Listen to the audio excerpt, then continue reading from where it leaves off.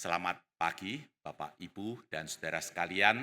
Saya senang sekali bisa bertemu dengan jemaat GKIM Hosana setelah 14 tahun, kurang lebih saya meninggalkan gereja ini untuk melayani di Kota Kudus, di Gereja Kristen Muria Indonesia Kudus. Salam sejahtera dari keluarga besar GKMI Kudus, tempat saya melayani sebagai gembala jemaat, dan secara khusus salam sejahtera dari keluarga kami. Saya sendiri, istri saya Yanti, seharusnya berencana ikut, tetapi karena kemarin Sabtu keponakan kami menikah, istri saya harus menghadiri acara itu di kota Semarang. Jadi beliau batal ikut. Dan tentunya ketiga anak kami, Krista, Kristi, dan Christopher, masih ingat ya, Tata, Titi, dan Toto. Tata sudah menikah, suaminya Peter, mereka tinggal di Malaysia dan dikaruniai seorang anak laki-laki namanya Ethan. Titi sudah menikah, suaminya Rudi, dan mereka tinggal di Yogyakarta. Toto sedang kuliah jurusan perfilman di UMN, Universitas Multimedia Nasional di Serpong, Tangerang. Mereka semua dalam keadaan baik, salam sejahtera dari mereka semua. Baik Bapak Ibu sekalian, banyak wajah yang tidak saya kenal, tapi sebagian masih saya kenal. Senang sekali bisa bertemu, maafkan kalau saya lupa-lupa namanya ya, karena sudah 14 tahun tidak berinteraksi secara langsung. Tema kita adalah the whole time, atau kalau diterjemahkan sepanjang waktu. Tema ini merangkum ketiga tema sebelumnya, tiga rangkaian tema sebelumnya dari bulan misi tahun 2024 GKIM Hosana. Masih ingat tema yang pertama apa? The whole church, seluruh gereja. Tema yang kedua, the whole gospel, seluruh Injil. Dan tema yang ketiga, the whole world, seluruh dunia. Ketiga tema ini diangkat atau disadur dari pernyataan atau slogan misi gereja-gereja sedunia di dalam dokumen misi gereja tahun 1974 yang disusun oleh seorang teolog besar namanya Pendeta John Stott. Tertulis sebuah pernyataan yang penting bahwa penginjilan mengharuskan seluruh gereja, the whole church, membawa seluruh Injil, the whole gospel, kepada semua orang, the whole world, seluruh dunia. Lalu ditambahkan oleh panitia bulan misi tahun 2024 ini dengan tema yang keempat, tema kita hari ini, the whole time, di sepanjang waktu. Karena itu sebelum kita masuk ke tema kita hari ini, kita tinjau ulang secara singkat tema-tema sebelumnya. Mulai dari tema pertama,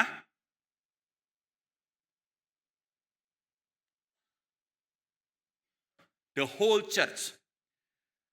Menurut nas kita, Efesus pasal 6 ayat 10 sampai 20, yang dimaksud dengan the whole church adalah segala orang kudus. Kita mendapatkan istilah itu dalam Efesus pasal 6 ayat 18. Mari kita buka kembali surat Efesus pasal 6 ayat 18. Kita baca dulu ya, saya akan bacakan mulai ayat 10 sampai ayat 20. Efesus pasal 6 ayat 10 sampai 20, saya akan bacakan dulu. Demikian bunyinya. Akhirnya hendaklah kamu kuat di dalam Tuhan, di dalam kekuatan kuasa-Nya. Kenakanlah seluruh perlengkapan senjata Allah, supaya kamu dapat bertahan melawan tipu muslihat iblis. Karena perjuangan kita bukanlah melawan darah dan daging, tetapi melawan pemerintah-pemerintah, melawan penguasa-penguasa, melawan kuasa-kuasa dunia yang gelap ini, melawan roh-roh jahat di langit. Sebab itu ambillah seluruh perlengkapan senjata Allah, supaya kamu dapat mengadakan perlawanan pada hari yang jahat itu dan tetap berdiri sesudah kamu menyelesaikan segala sesuatu. Jadi berdirilah tegap, berikat pinggangkan kebenaran, dan berbaju jirahkan keadilan. Kakimu berkasutkan kerelaan untuk memberitakan Injil damai sejahtera. Dalam segala keadaan, pergunakanlah perisai iman, sebab dengan perisai itu kamu akan dapat memadamkan semua panah api dari si jahat. Dan terimalah ketopong keselamatan dan pedang roh, yaitu firman Allah. Dengan segala doa dan permohonan, berdoalah setiap waktu di dalam roh, dan berjaga-jagalah di dalam doamu itu dengan permohonan yang tak putus-putusnya untuk semua orang kudus, juga untuk aku, supaya kepadaku jika aku membuka mulutku dikaruniakan perkataan yang benar, agar dengan keberanian aku memberitakan rahasia Injil yang kulayani sebagai utusan yang dipenjarakan. Berdoalah supaya dengan keberanian aku menyatakannya sebagaimana seharusnya aku berbicara. Demikian firman Tuhan, berbahagia kita yang mau merenungkannya siang malam dan melakukan pesan-pesan Tuhan. Menurut nas ini, khususnya ayat 18, the whole church adalah segala orang kudus. Siapa orang kudus? Sederhananya adalah orang yang telah menjadi milik Kristus. Kata kudus di sana menyatakan kepemilikan. Kristus adalah Tuhan kita.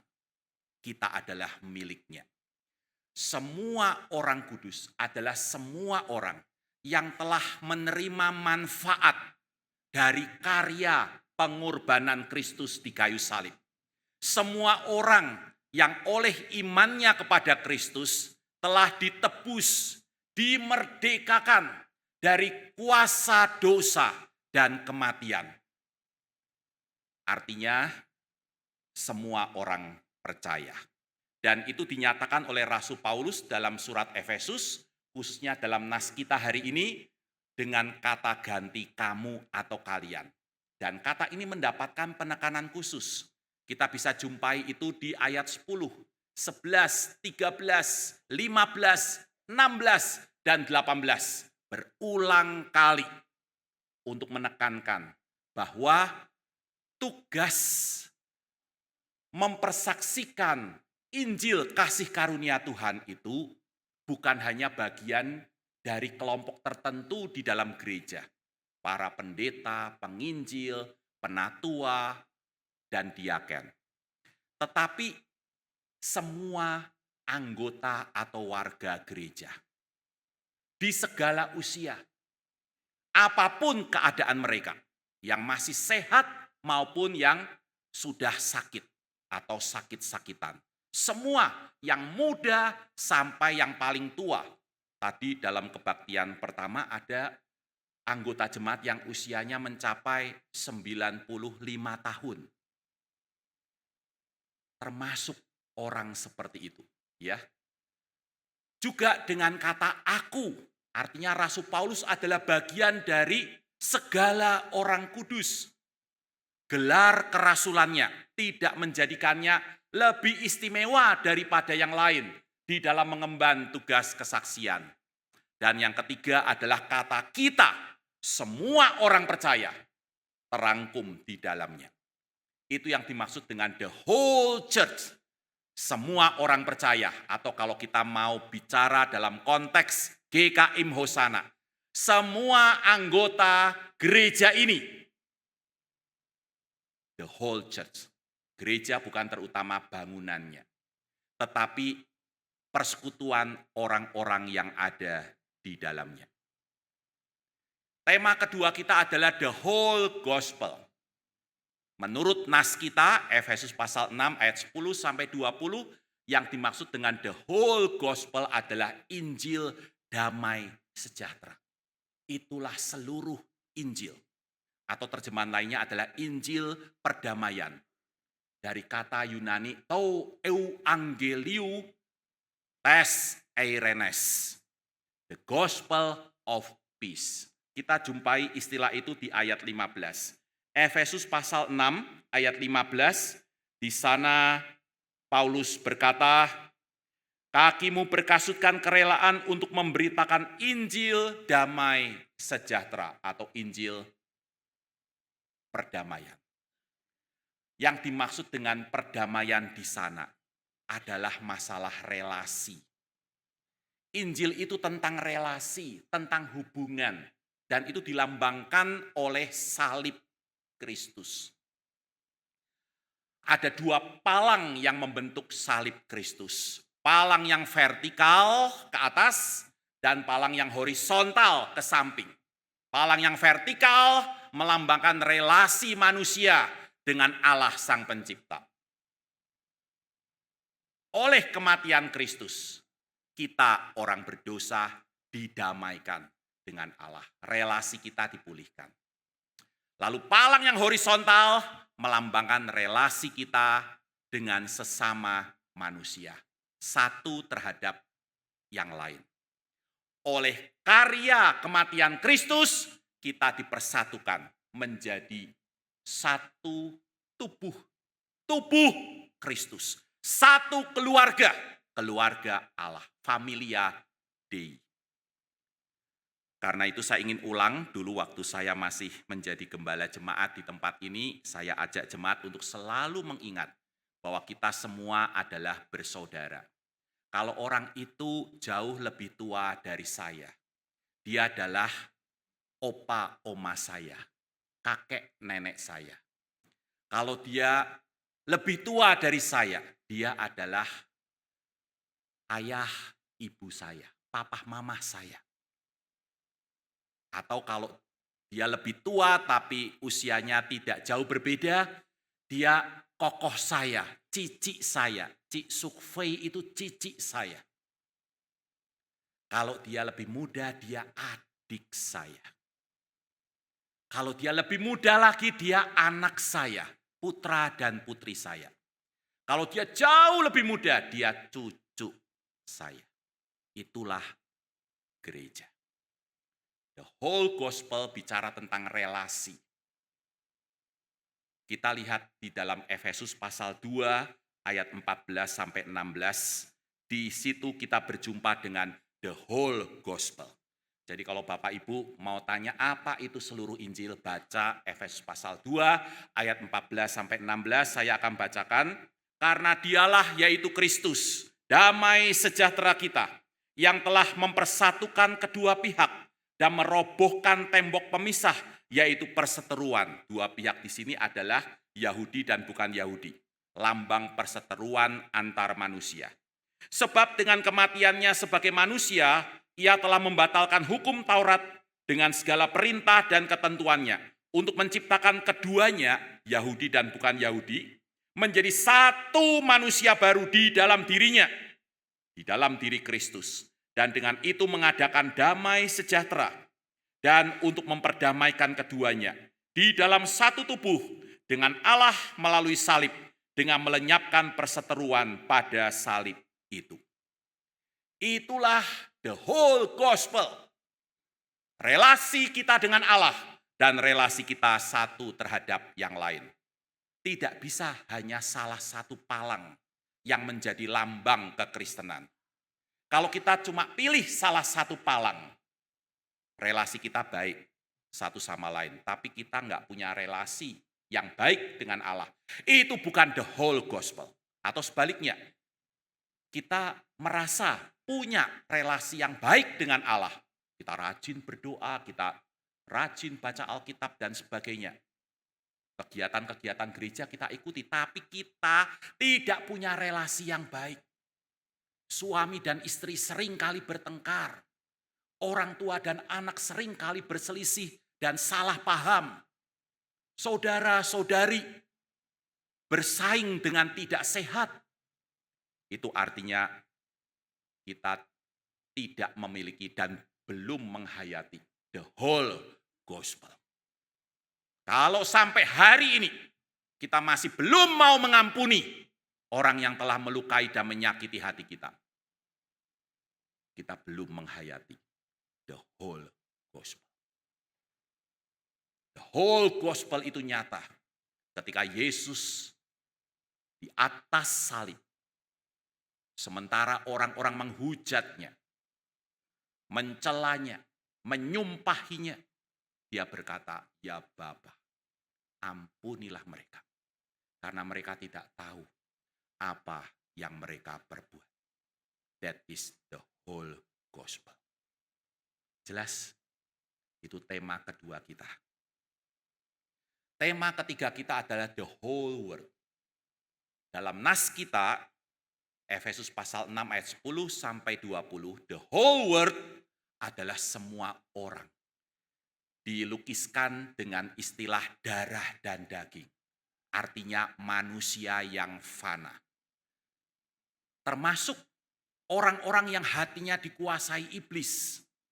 Mari kita lihat Efesus pasal 6 ayat 12. Efesus pasal 6 ayat 12. Di sana Rasul Paulus menulis, perjuangan kita bukanlah melawan darah dan daging, manusia yang fana, ya, tetapi melawan pemerintah-pemerintah, melawan penguasa-penguasa, melawan kuasa-kuasa dunia yang gelap ini, melawan roh-roh jahat di langit. Jadi di balik pemerintah dan penguasa yang lalim, ada kuasa-kuasa yang hebat yang bekerja. Sistem yang korup, dan di balik semua itu ada si jahat. Kita bisa bandingkan dengan pasal 2 ayat 2. Efesus pasal 2 ayat 2. Demikian Rasul Paulus menulis, kamu hidup di dalamnya, di dalam pelanggaran-pelanggaran, karena kamu mengikuti jalan dunia ini. Kamu menaati penguasa kerajaan angkasa, yaitu roh yang sekarang sedang bekerja di antara orang-orang yang tidak taat. Jalan dunia ini macam-macam, kebohongan, tipu daya, korupsi, perselingkuhan, ya, macam-macam. Pencurian, pornografi. Kalau kita memilih untuk menempuh jalan itu, ini bukan cuma bicara masalah saya dan hukum, saya dan etika. Di balik pelanggaran hukum dan etika itu, ada kuasa jahat. Nah, itu yang dimaksud dengan orang-orang yang hatinya dikuasai iblis. Yaitu mereka entah dia rakyat jelata, entah dia penguasa negara, yang memilih jalan dunia untuk meraih apa yang diinginkan. Orang-orang seperti itu yang hatinya dikuasai iblis, entah mereka sadari atau tidak. Jelas, darah dan daging, kita ini manusia fana. Dan seiring bertambah usia, saya pribadi diajak untuk menghayati kebenaran tersebut lebih jauh dan lebih dalam lagi. Saya tuh setiap hari di kota Kudus, itu kota kecil ya, kota Kudus itu. Kabupaten Kudus adalah kabupaten terkecil di Indonesia. Kotanya cuma satu, kota Kudus. Yang lainnya desa-desa di kaki Gunung Muria. Setiap hari saya berkendaraan itu sepeda Bapak Ibu. Jadi saya merasa sehat dan kuat. Sampai suatu ketika rumah sakit kami dan saya dipercaya untuk menjadi chaplain, pendeta rumah sakit juga selain di gereja, beli alat baru. Maka alat itu perlu dicoba. Dicoba kepada pendeta-pendeta. Jadi pendeta-pendeta itu jadi kelinci percobaan. Ya, beli alat baru, coba. Intinya sederhananya, saya didiagnosis punya masalah jantung. Dan akhirnya saya harus dioperasi. Ring 2 di pembuluh utama. Padahal tidak ada gejala sama sekali. Teman saya, seorang atlet sepeda, ikut kejuaraan sampai tingkat nasional, juga ikut diperiksa dengan biaya sendiri. Lebih parah dari saya. Bapak Ibu sekalian, manusia itu darah dan daging.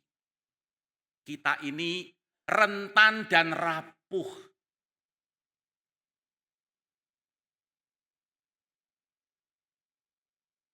Dan kalau kita memilih jalan yang keliru, saya pikir saya perlu evaluasi pola makan saya lewat pengalaman itu ya. Kita akan menuai apa yang kita tabur. Nah, itu yang dimaksud dengan the whole world, semua orang. Termasuk mereka yang perilakunya sangat buruk. Dan ini pelajaran yang penting buat kita untuk kita ingat ya. Seburuk apapun perilaku dari manusia yang fana itu. Mereka itu bukan musuh kita. Itu yang Paulus katakan dalam Efesus pasal 6 tadi. Kita lihat kembali, Efesus pasal 6 ayat 12. Perjuangan kita bukanlah melawan darah dan daging, tapi melawan ujung-ujungnya adalah kuasa-kuasa dunia yang gelap. Roh-roh jahat di langit. Orang seburuk apapun perilakunya bukan musuh kita Bapak Ibu. Tapi dikuasai musuh kita, yaitu iblis. Saya ingat kebenaran ini diajarkan kepada kami sejak bangku sekolah minggu. Masih ingat lagunya ini, guru-guru sekolah minggu. Iblis itu musuh kita, dia lari seperti singa, dia kata itu ini. Enggak bisa ini. Dia cari sana sini, iblis itu musuh kita. Dulu lagu itu diajarkan loh di GKIM Hosana. Ya. Kalau iblis musuh kita, lalu siapa sahabat dan penyelamat kita? Bait kedua, Yesus juru selamat kita. Dia mati di Golgota. Dengan darahnya yang mulia, dia tanggung dosa kita. Yesus, juru selamat kita. Lagu-lagu yang baik itu, mbok jangan dilupakan Bapak Ibu. Itu akan tertanam terus di dalam hati putra-putri kita. Ya, ingat musuh kita bukan manusia. Maaf, sebrengsek apapun dia. Musuh kita adalah iblis. Akhirnya kita masuk ke dalam tema terakhir dari bulan misi tahun 2024, yaitu the whole time. Menurut nas kita, Efesus pasal 6 ayat 10-20, the whole time adalah setiap waktu. Mari kita kembali kepada Efesus pasal 6 ayat 18. Di sana tertulis, dengan segala doa dan permohonan berdoalah setiap waktu. Istilah ini adalah terjemahan dari kata Yunani panti kairo. Dari dua kata pas, semua, atau seluruh atau setiap, dan kairos, waktu atau kesempatan. Panti kairo artinya setiap kesempatan. Bapak, Ibu, dan saudara sekalian, waktu itu dapat kita pahami dengan dua cara. Yang pertama, secara mekanis. Dari detik ke detik, menit ke menit, jam ke jam, minggu ke minggu, bulan ke bulan, tahun ke tahun. Dan ternyata saya sudah meninggalkan gereja ini 14 tahun lamanya. Tidak terasa, waktu bergulir secara mekanis dan begitu cepat. Yang kedua, waktu dipahami secara hakiki atau mendasar atau filosofis, secara mendalam apa hakikat waktu, yaitu kesempatan. Karena itu kalau kita buka Kamus Besar Bahasa Indonesia, di sana ketik kesempatan, maka penjelasannya kesempatan adalah waktu untuk. Detik demi detik akan terus bergulir secara mekanis. Sampai tentunya Tuhan datang kembali. Menit ke menit akan terus bergulir secara mekanis. Tapi detik-detik untuk bisa bersama pasangan hidup kita. Itu nggak selalu berulang. Nggak selalu ada. Ketika dulu kami masih ada di tengah Bapak Ibu, ada bersama kami orang tua kami, papi mami kami. Sekarang mereka kedua sudah berpulang ke rumah Bapa di surga. Menit-menit untuk mencium kekasih kita tidak selalu berulang. Untuk bicara dari hati ke hati dengan anak-anak kita tidak selalu berulang. Mengampuni orang yang telah melukai kita tidak selalu berulang.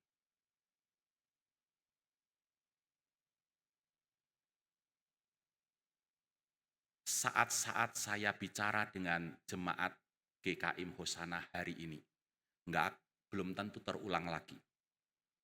Betul enggak? Jadi saya harus bicara sebaik-baiknya. Itulah kesempatan. Itulah kairos. Dalam tata bahasa Yunani itu ada istilah kronos. Artinya juga waktu, tapi waktu yang bergulir secara mekanis tadi. Detik ke detik, menit ke menit, dan seterusnya. Kita sia-siakan 24 jam hari ini. Besok masih ada kok 24 jam yang lain. Besok kita hidup sembarangan. Lusa masih ada 24 jam yang lain. Tapi 25 Agustus, kita bisa ketemu seperti ini. Belum tentu terulang. Bapak Ibu bisa duduk berdampingan seperti ini. Tidak selalu terulang. Amin. Lihatlah waktu sebagai kesempatan. Jangan sia-siakan, karena itu tidak akan atau tidak selalu berulang. Itulah the whole time. Termasuk kesempatan adalah hari yang jahat. Jadi kesempatan itu bukan berarti waktu yang suasananya selalu enak, menyenangkan, ya, damai.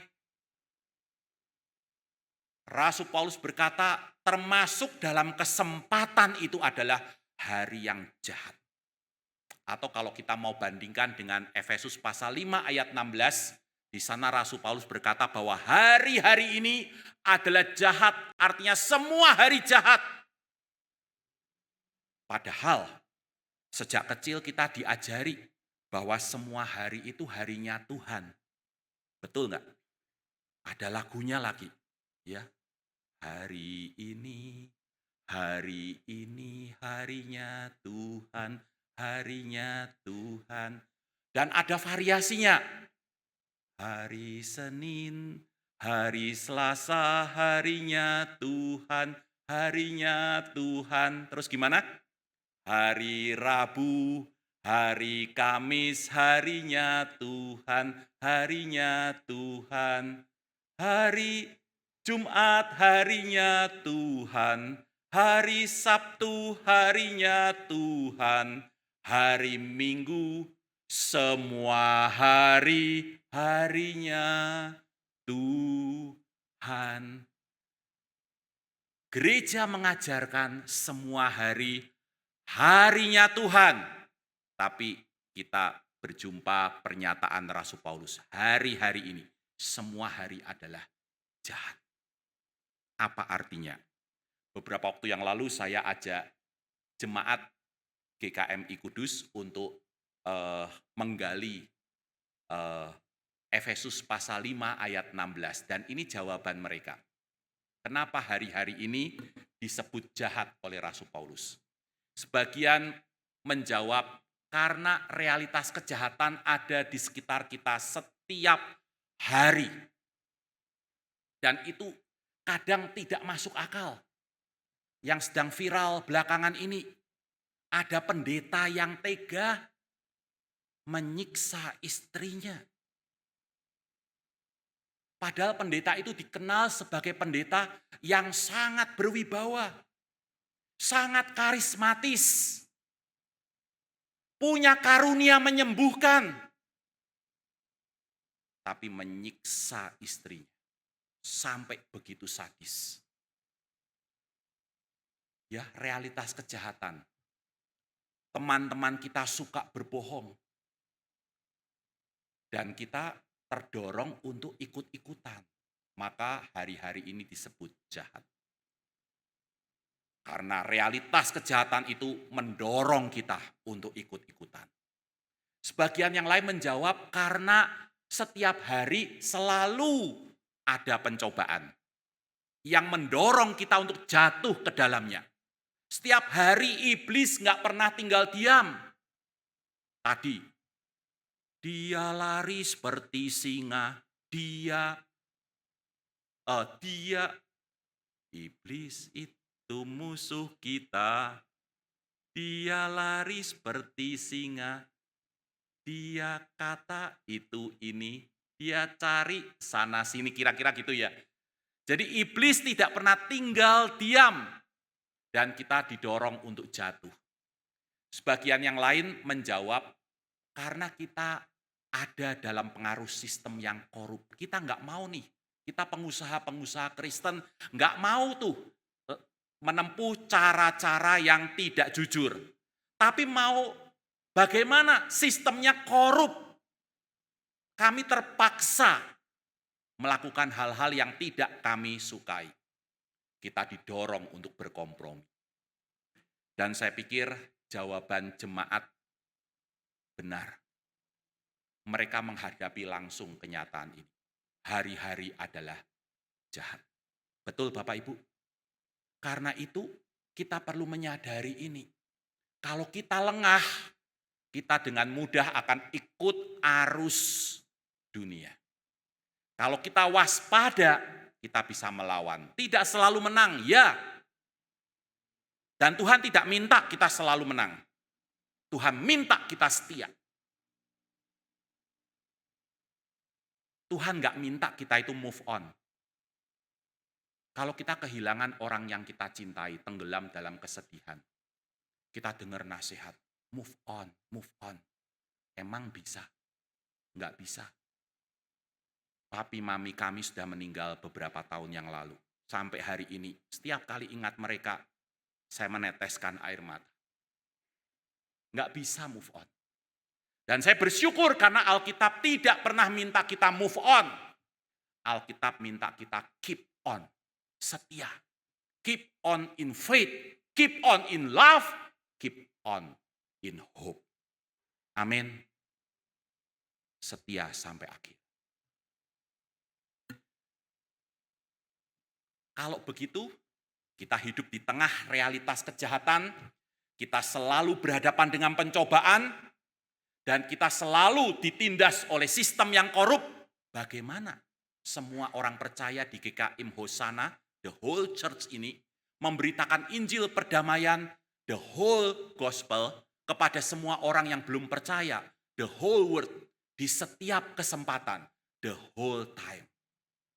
Ini menjadi pertanyaan yang patut kita jawab, dan Efesus pasal 6 ayat 10-20 memberikan kepada kita dua jawaban penting. Pertama, dengan mengenakan seluruh perlengkapan senjata Allah. Ayat 11 dan ayat 13. Apa arti mengenakan seluruh perlengkapan senjata Allah? Kita perlu kenal dulu senjata-senjata yang Allah berikan kepada kita untuk kita bisa berhadapan dengan musuh kita. Siapa musuh kita? Iblis. Ya. Menurut Rasul Paulus, Tuhan memberikan 6 senjata ini kepada setiap orang percaya. Pertama, kebenaran. Kedua, keadilan. Ketiga, kerelaan. Atau saya lebih suka terjemahan kesiagaan, kesiapsediaan. untuk memberitakan Injil perdamaian. Dari kata Yunani hetoi masia. Keempat, iman atau kesetiaan. Pistis. Setia. Iman itu setia. Setiap orang yang dibaptis di gereja kami, setelah air baptisan itu dicurahkan, mereka akan mendengar janji Tuhan Yesus. Hendaklah engkau setia sampai mati, maka Tuhan akan mengaruniakan kepadamu mahkota kehidupan. Itu artinya pistis, setia. Yang kelima, keselamatan artinya yakin, teguh bahwa saya adalah milik Kristus. Dan yang keenam, firman Allah. 6 senjata yang Tuhan berikan kepada kita. Jadi mengenakan seluruh perlengkapan senjata Allah berarti konkretnya ini Bapak Ibu. Berlaku benar. Senjata yang pertama, kebenaran. Berlaku benar. Berlaku benar itu seperti apa? Sederhananya, berlaku benar adalah melaksanakan semua tugas dan tanggung jawab kita satu terhadap yang lain. Kalau suami memperhatikan dan menyayangi istrinya, itu artinya dia berlaku benar. Kalau seorang istri menghormati suaminya, itu artinya dia berlaku benar. Orang tua mendidik anaknya, bukan memanjakan mereka, itu artinya dia berlaku benar. Saudara-saudari mengutamakan kepentingan yang lain daripada diri sendiri, itu artinya berlaku benar. Kalau ada yang sakit kita kunjungi, kita doakan. Tadi Bu Meske menceritakan pelayanannya di Dusun Boneng Gaya. Kita doakan, itu artinya berlaku benar. Berlaku benar artinya melakukan semua tugas dan tanggung jawab kita satu terhadap yang lain. Jelas? Tapi kalau suami sama istri cuek-cuekan, berarti nggak benar. Kakak adik sering bertengkar, berarti nggak benar. Pekerjaan dilalaikan, berarti nggak benar. Yang kedua, berlaku adil. Senjata kedua kita adalah keadilan. Berlaku adil itu seperti apa? Sederhananya, yang kuat menolong yang lemah. Itu artinya berlaku adil. Kalau kita mau menyeberang jalan, di samping kita ada nenek-nenek tua juga mau menyeberang jalan. Kita masa bodoh, yang penting saya selamat sampai di seberang. Dia urusannya sendiri. Itu artinya kita enggak adil. Tuhan berikan kepada kita kekuatan untuk saling menopang. Amin. Kalau kita diberi keuntungan lebih dan kita masa bodoh dengan orang yang kekurangan, itu artinya enggak adil. Berlaku adil artinya yang kuat menolong yang lemah. Yang lebih beruntung melengkapi yang kurang beruntung. Yang sehat menopang yang sakit. Yang ketiga, giat memberitakan Injil. Tadi gunakan kesempatan.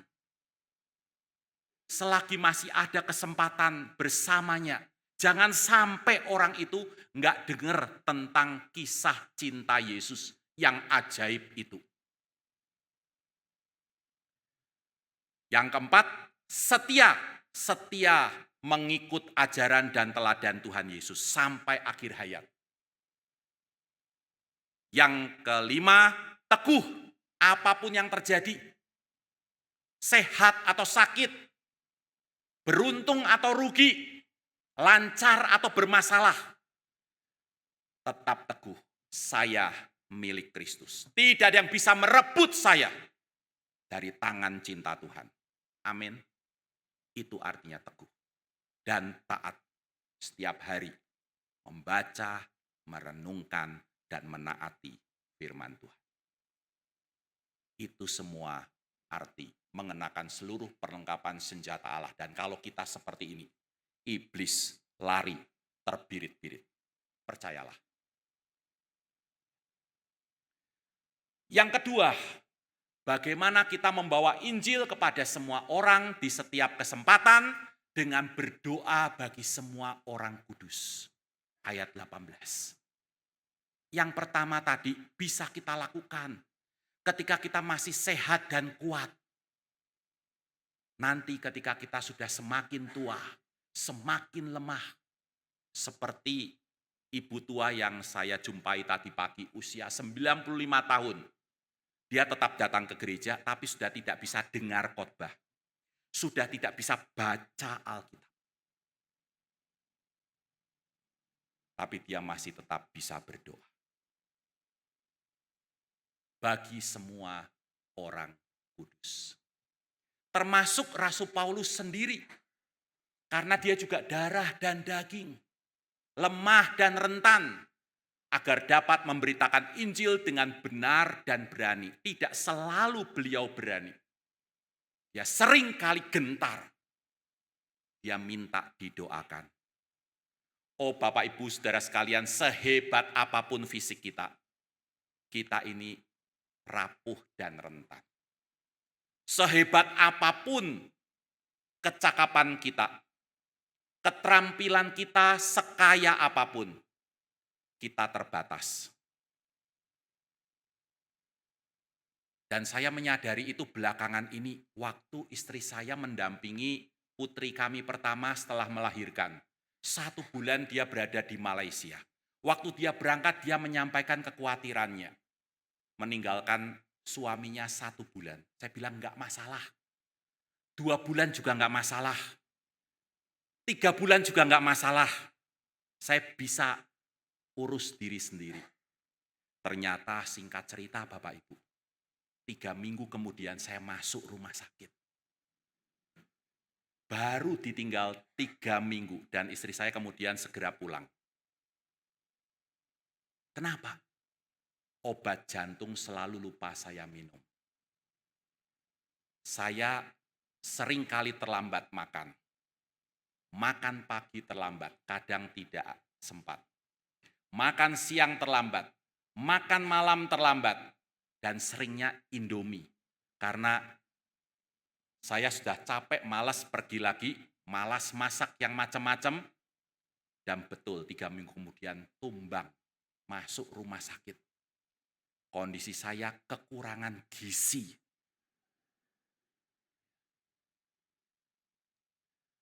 Tapi saya masih lumayan Bapak Ibu. Ditinggal 3 minggu kan? Ya, istri saya, minggu lalu saya tinggal 1 minggu. Saya pulang sakit. Jadi kita semua ini rentan dan rapuh. Kita butuh saling mendoakan.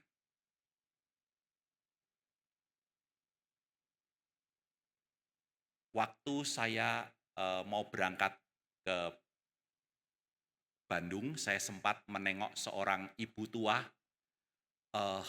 yang terbaring di rumah sakit. Dia sudah menganggap saya anaknya sendiri. Dan saat itu kondisinya sudah sangat payah. Dia sakit kanker payudara stadium 4. Dokter sudah berkata kepada seluruh keluarga, tinggal tunggu waktunya. Maka sebelum saya ke Bandung, saya tengok dia. Dan apa yang dia katakan? Dia bilang, Rick, Tante doakan, kamu jadi berkat di Bandung. Dia katakan itu dengan susah payah.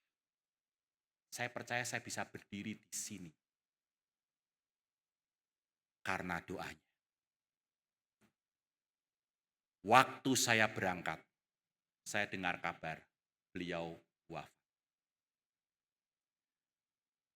Nanti Senin saya pulang untuk memakamkan beliau.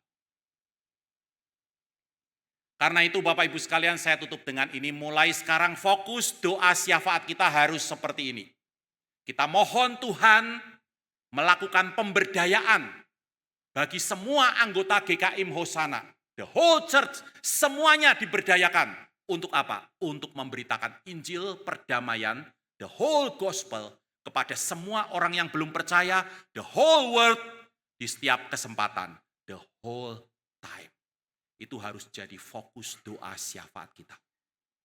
Kita doakan satu sama lain supaya nggak ada di sini yang nggak terlibat di dalam gerakan pemberitaan Injil. Nggak ada satupun yang tidak berjuang untuk berlaku benar, berlaku adil, setia sampai mati, teguh di dalam keyakinannya, dan taat kepada firman Tuhan. Hari ini dibagikan kepada Bapak Ibu lembar komitmen untuk diisi. Saya berharap Bapak Ibu isi, Bapak Ibu Saudara isi ini. Apapun partisipasi atau kontribusi Bapak Ibu, baiklah kita menjadi bagian dari the whole church yang membawa the whole gospel to the whole world, the whole time. Amin.